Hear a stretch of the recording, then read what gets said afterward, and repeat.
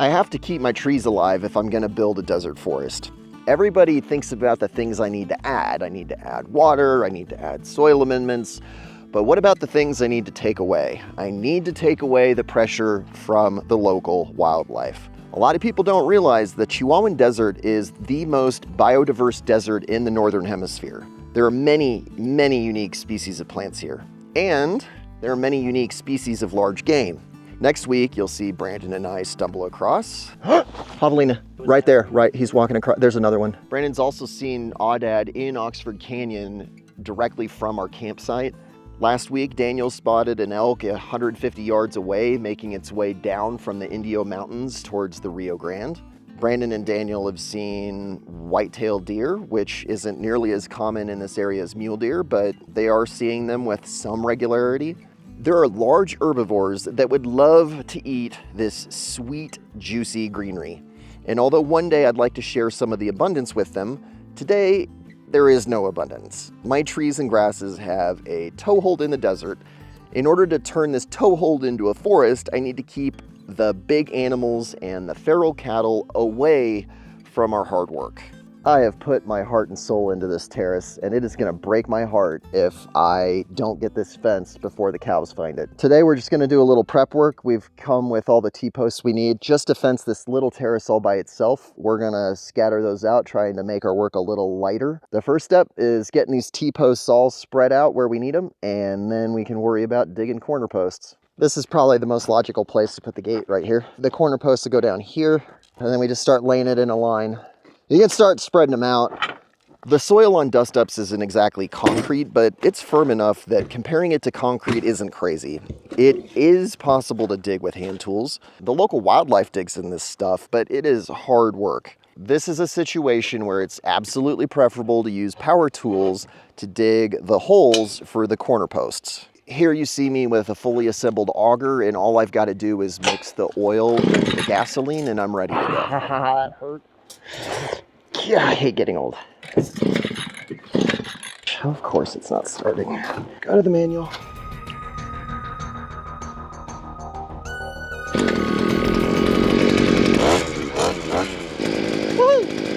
Let's go make a fence. You know, before I drive up there, let's make sure it works. I need to dig a hole here at camp anyway. I've got some composting material that we've been saving in a bucket, and it's pretty prime. I'm ready to get rid of it. Make some improved soil with it.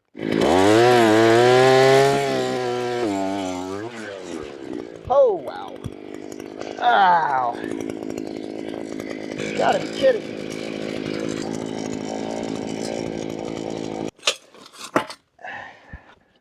Now I'm pulling the trigger and absolutely nothing's happening, of course. I have a love-hate relationship with tools out here because they're so likely to break immediately. I'm thinking of that little electric chipper I brought out here that was completely useless. I didn't grow up fixing stuff, so before starting dust-ups, I was always terrified of making the problem worse. But surviving out here and improving over time is slowly building my confidence to deal with mechanical problems, even if it's as simple as a wire slipping out of a guide slot. I'm not exactly sure what to call that, but that little notch. Nobody should be impressed with this fix, but at least these bumps in the road aren't showstoppers anymore. Let's try it with a smaller bit this time, though.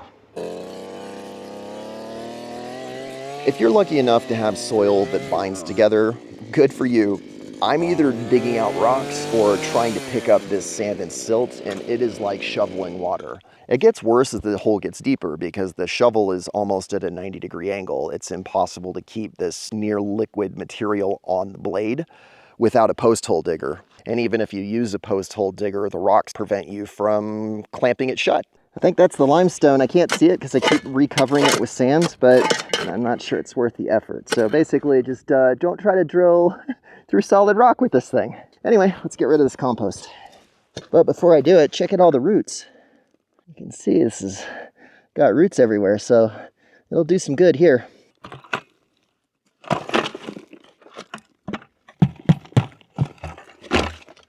Oh, it smells atrocious. I'm sure that's all anaerobic by now, which is not great, but still way better than what it's replacing. Tiago Barbosa hosted a seminar on syntropic agroforestry back in May. One of the main activities that we focused on was building these planting beds around existing vegetation. Because I'm right next to camp, it also opens up a new opportunity for using my food waste. All my material here is sand and gravel for days, and that means that the corner posts need to be sunk as deeply as possible, preferably 3 feet, which means the auger needs to get down 3 feet. The lifting the material up is super awkward. What I've been trying to do is to get the material to sit on the screws and then lift the auger high enough so that when I hit the throttle, all of that material spins off the blade. But you can see I'm doing it with, we'll charitably call it varying degrees of success. If you've got a better idea, let me know in the comments, because this is working, but it seems like there's got to be a better way.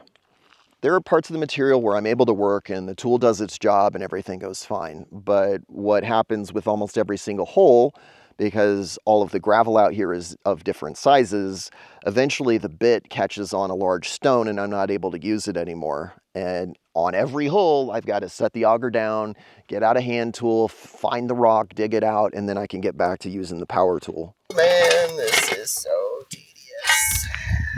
Daniel's coming out tomorrow. I have a feeling I'm going to ask him to go to Tractor Supply. Whatever outrageous overpriced post hole digger they got. I want it.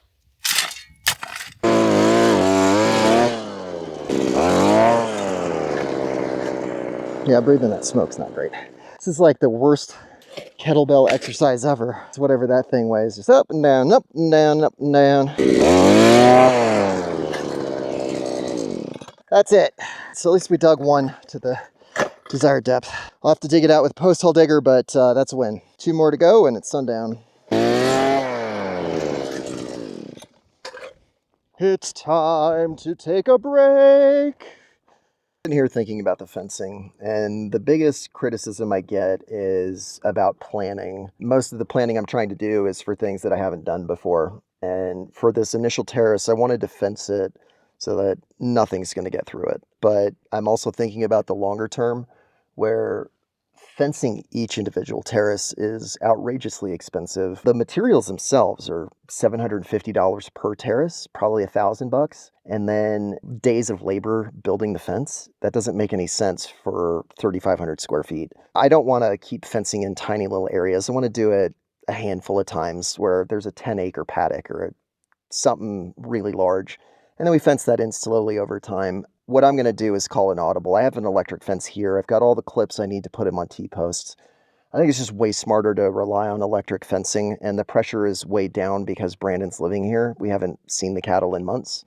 So I think that's the smartest balance of long-term versus short-term, and I'm going to adapt the plan. It means I'm going to skip the corner posts. I'm going to rely entirely on T-posts and just drive them in, get the fence up, and check that off the list. But obviously being very careful that we don't want to entirely rely on electric, because that is not foolproof. That is a deterrent, but they can get through it if they're desperate. I think I just need to chuck these up instead of getting them one at a time. Let's go get these posts. What I like about putting it on this face is that pretty hard, possible, but hard for the deer to jump over. Let's be thorough and make sure that you're actually 8 feet. And know that we are handicapped 1 foot. I can't wait till those trees are tall enough. Well, I mean, obviously this is mostly grass, but some of these little trees like this Palo Verde here, one day I'll be standing in its shade. Not today though. Not today. Well, the camera overheated. I had it set on a time lapse, so I don't know how much that caught, but Daniel walked over to start helping. He's stuck on an issue with a dozer, and he's at the point where he's frustrated and not thinking clearly. So doing some manual labor and banging some sticks will help him think more clearly. He's been an enormous help. He came and just ran the entire tape measure distance and laid out the posts and even got them started. So I just got to lug that driver up and down the line. We're going to finish this line before sundown. I'm a little displeased at how lumpy it looks, but this is what happens when you don't have corner posts. It's going to turn out like this, but it's fine. This is more, not quite emergency wiring. It's just good enough to keep the animals out. And I fully expect that in a couple of years, I'll be pulling these T-posts out and putting them somewhere else on the ranch. How far are you driving them in? 2 feet. Obviously, the soil is pretty loose, in? but the first time it rains real hard, that soil will lock up. Yep. Especially if there's any caliche in there. Oh yeah, it's all. One thing my soil is not lacking is calcium. It's got all the calcium it could ever want. Yeah, Actually, it's a cool shot, Daniel. You got the row of T-posts going all the way down to the truck. I'm gonna go smash it. Let me grab this tripod and. Yeah. I wasn't using it to hold me up. I just. It may have looked like I was using it as a crutch. I was doing no such thing. All right, time lapse. Here we go.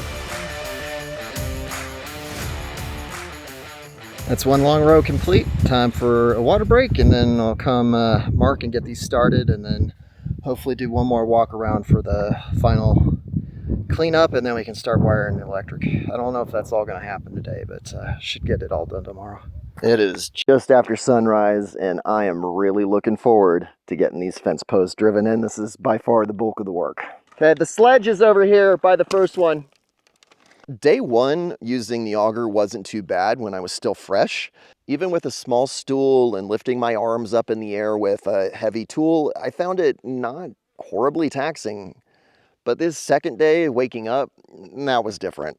I started the day on my own feeling a little more sore than I expected, but it's really more the progress of it helps so much with fencing, having a two-man team, somebody to hold the post while somebody else operates the driver. When Daniel showed up, it felt like such a relief. I'm a very team-oriented person. I grew up playing team sports, and even though my main sport now is jiu-jitsu, which looks on the surface like a solo sport, you have to have teammates if you're going to be able to train. So for me to have Daniel and Brandon out here, I find it incredibly motivating. It just feels like I'm not alone. That pushes me forward and helps me work a lot harder than I might feel inclined to, because otherwise it's a grind when you're standing in the desert all by yourself and it feels like the work is all on my shoulders. I can't express enough my gratitude to having Brandon and Daniel out here helping me. Realistically, Yeah. They're not going to try to come here unless they're super hungry. Yeah. They're not going to do it on that side because cows are dumb and they don't like going downhill to do stuff. Yeah, and I might just, might be able to run 6 strands right here on the edge here. The T-post driver ran out of fuel on the second to last post. And instead of going back to camp and mixing it all up, I figured I can drive one T-post by hand with the sledge or the driver. It's not that big of a deal. So obviously where that bag is on the ground right here, this is the quote-unquote gate. How are we going to walk through?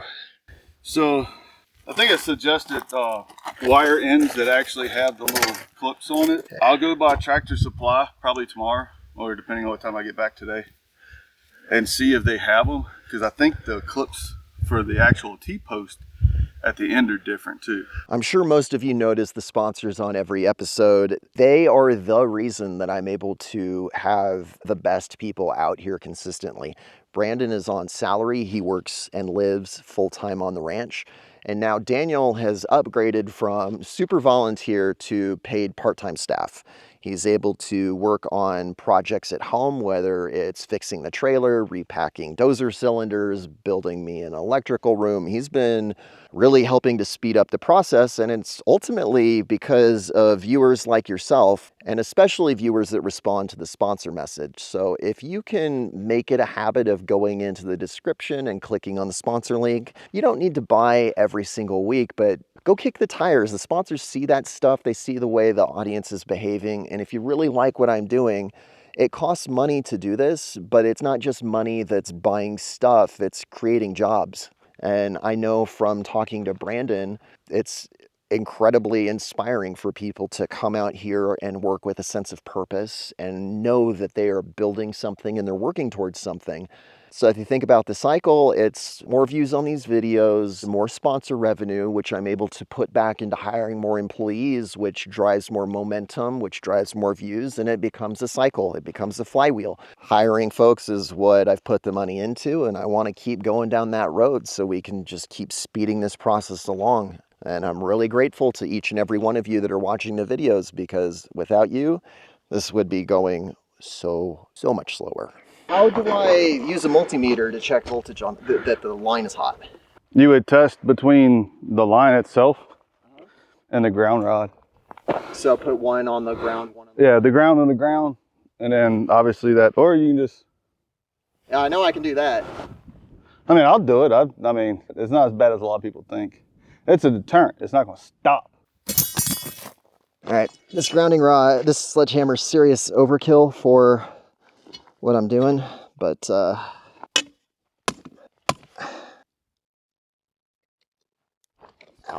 I hear it popping. I know it's live. Why can't I measure it? That's frustrating. I need to figure out how to measure it, but at least it's hot. I'm not at all pleased or satisfied with the current state of the fence. I have to work on that when I come back, but that's just going to require more supplies. And that was inevitable because I needed the experience on the ground to get the feedback I needed to change the plan. Right now, Brandon is the main deterrent because he lives here, and his smell and his activity around camp are the things that are most likely to keep the bigger animals away that want to eat all this stuff. But the fencing is a good analogy of the overall project. I'm learning on camera and making little bits of progress and making a whole lot of mistakes along the way, pointing in the right direction and getting a little bit better with each new attempt. I also realized doing this from the voltage requirements, the thing I bought, the voltage is too low. I need something that's a lot more powerful, but hey, this is a start. We'll come back, we'll get better stuff like Daniel was saying, get a higher voltage, more lines, more clips, but the hard part's done. At least the T-posts are in the ground and there is a wire protecting the terrace, even though I need something a lot stronger. Thank you so much for watching, and I will see you in the next episode. And please, please go support my sponsors.